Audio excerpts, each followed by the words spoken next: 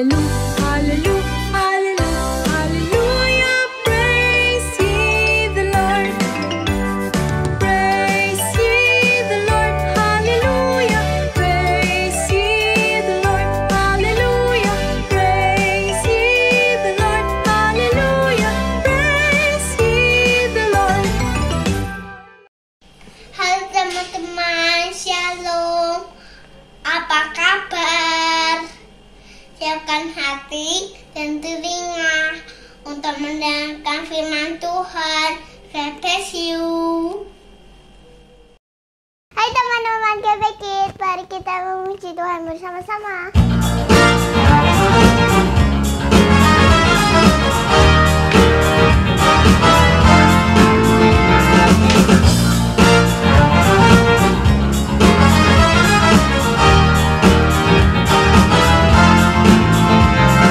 Jangan kamu khawatir, burung di udara dia pelihara.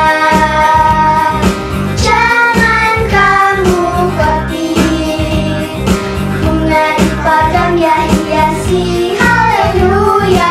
Jangan kamu khawatir, apa yang kau makan minum pakai. Jangan kamu khawatir, Bapa di surga memelihara.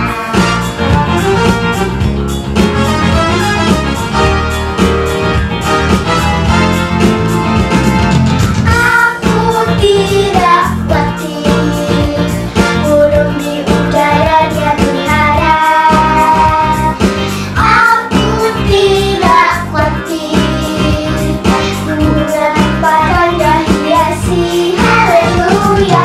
Aku tidak khawatir, apa yang kau makan minum pakai.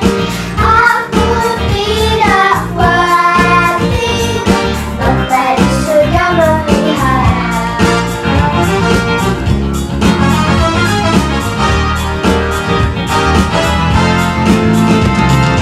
Jangan kamu khawatir, burung di udara dia pelihara. Jangan kamu khawatir, bunga di padang dia hiasi. Haleluya. Jangan kamu khawatir, apa yang kau makan minum pakai. Jangan kamu khawatir, Bapa di surga memelihara. Jangan kamu khawatir, Bapa di surga memelihara.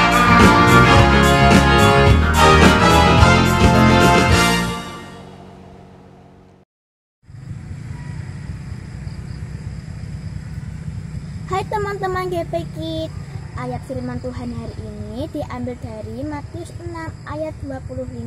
Demikianlah firman Tuhan. Karena itu aku berkata kepadamu, janganlah khawatir akan hidupmu, akan apa yang hendak kamu makan atau minum. Dan janganlah khawatir pula akan tubuhmu, akan apa yang hendak kamu pakai. Bukankah hidup itu lebih penting daripada makanan, dan tubuh itu lebih penting dari pakaian? Hai anak-anak GPKIDS, apa kabar? Kak Uni berharap kalian semua dalam keadaan sehat dan baik-baik saja. Ya, sebelum kita mendengarkan cerita firman Tuhan hari ini, kita mau minta tolong Roh Kudus untuk pimpin kita dan menolong kita agar kita bisa mengerti isi dari cerita firman Tuhan hari ini. Mari anak-anak GPKIDS yang ada di rumah, tundukkan kepala, lipat tangannya, kita berdoa dulu. Teman-teman, mari kita berdoa. Tuhan Yesus, kami mengucap syukur segala berkat yang Kau berikan pada kami Tuhan. Dan sebentar lagi kami akan memulai firman Tuhan. Kiranya Kau bimbing kami saat kami mendengarkan firman Tuhan. Dan Kau beri hikmat kami dalam menerima semua firman-Mu Tuhan. Dan berkati juga guru sekolah minggu yang membawa firman Tuhan. Dalam nama Tuhan Yesus kami berdoa. Haleluya, amin. Mas mau makan dong.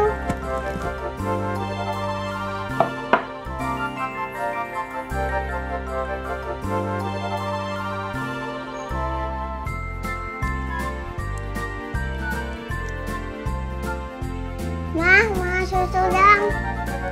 Terima kasih, Ma.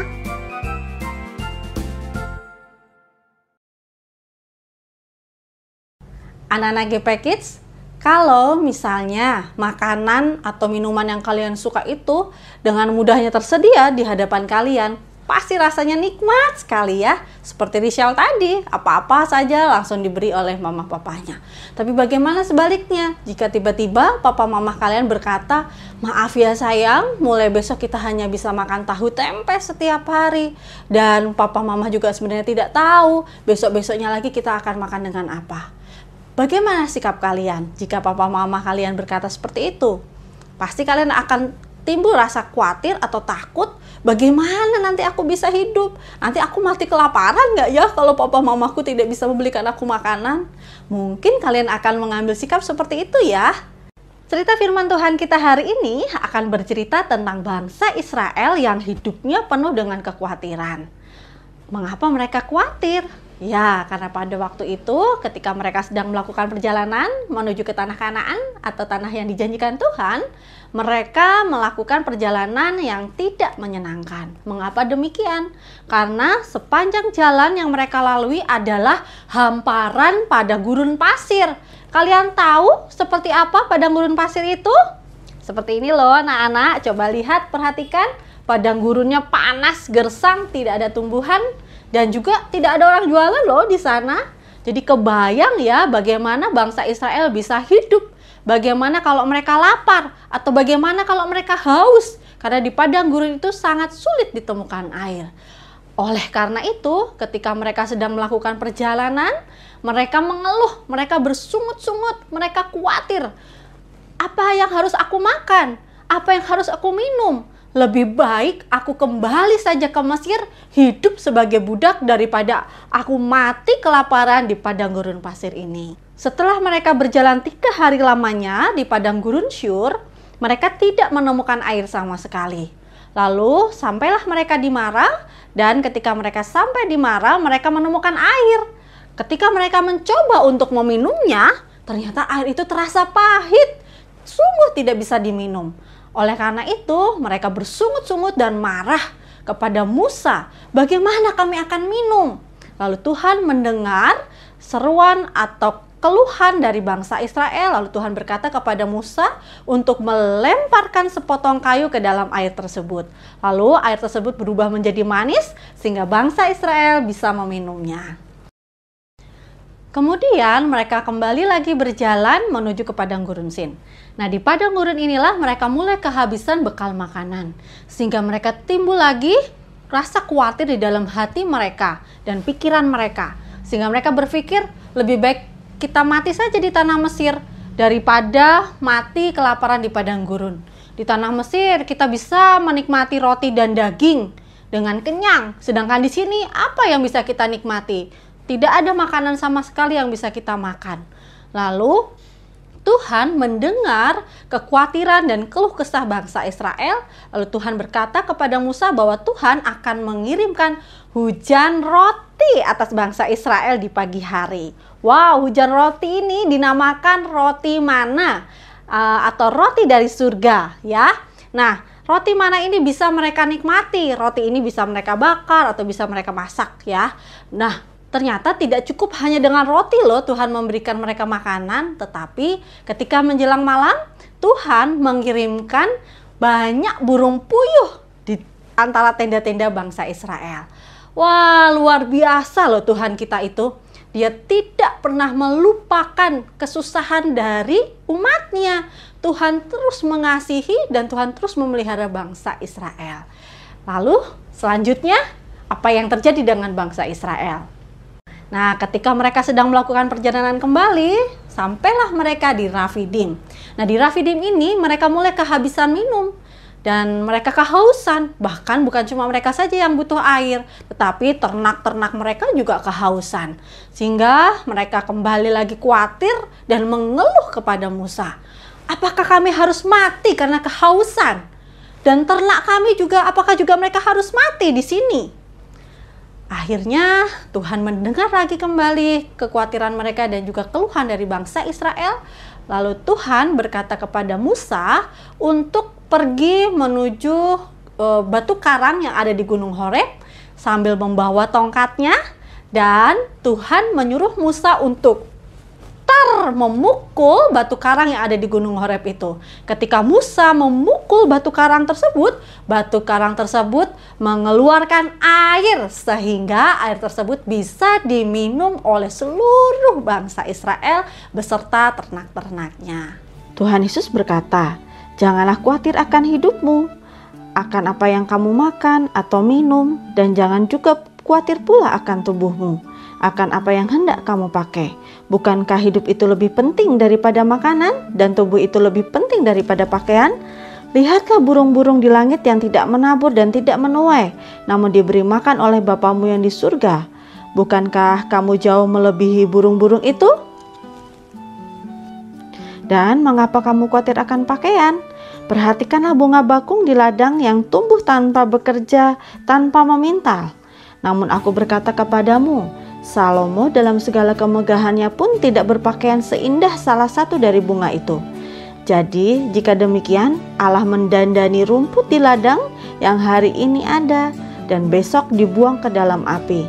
Tidakkah Ia akan terlebih lagi mendandani kamu, hai orang yang kurang percaya?" Jadi Tuhan sangat memelihara kamu.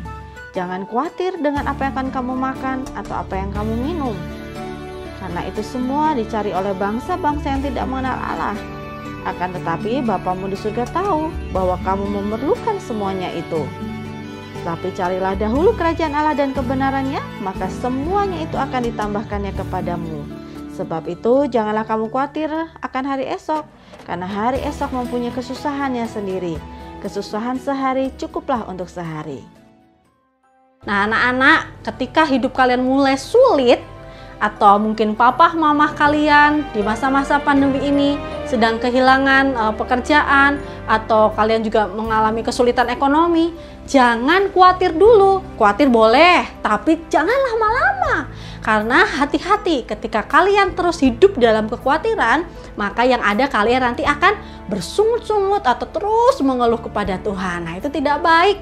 Lebih baik kalian datang kepada Tuhan dengan berdoa dan penuh dengan ucapan syukur. Kok bisa mengucap syukur Kak Uni? Ya kalian harus mengucap syukur dengan mengingat bagaimana pemeliharaan Tuhan atas kalian selama ini. Anak-anak GPKIDS, Kak Uni tidak tahu rasa khawatir apa yang sedang kalian alami saat ini. Tetapi Kak Uni mau mengajak anak-anak GPKIDS yang ada di rumah untuk mendoakan pekerjaan dari papa mama kalian. Minta Tuhan untuk terus memberkati pekerjaan dari orang tua kalian, agar pemeliharaan Tuhan itu terus nyata atas keluarga kalian. Kau dipercaya kalian adalah anak-anak Tuhan yang mengasihi orang tua kalian.